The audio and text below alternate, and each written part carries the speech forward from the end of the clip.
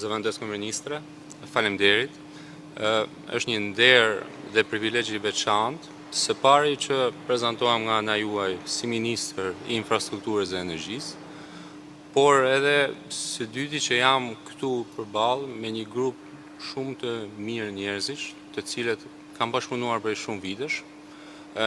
Jam i emocionuar për faktin që tani në këtë moment më kujtohet fakti që unë në këtë ministri kam hyrë për herë të parë si specialist në vitin 2011. Kam bërë rrugtimin tim, siç edhe ju e thatë, nga specialist, shef sektori, drejtori i përgjithshëm dhe së fundmi edhe administratori i korporatës më të madhe energjetike të vendit.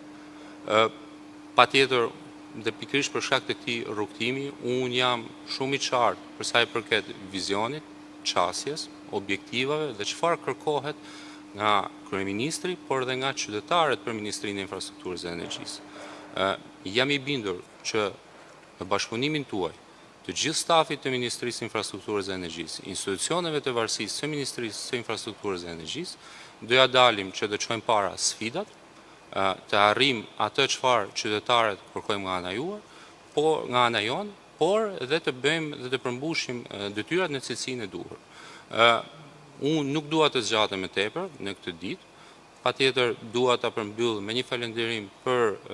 kryeministrin e vendit, zotin Edi Rama, i cili më ka besuar në këtë detyrë, grupin e Partisë Socialiste, i cili po ashtu më ka votuar ditën e djeshme, dhe një falënderim i veçantë për ju, zonja zëvendës kryeministre, për gjithë rrugtimin që kemi bërë bashkë,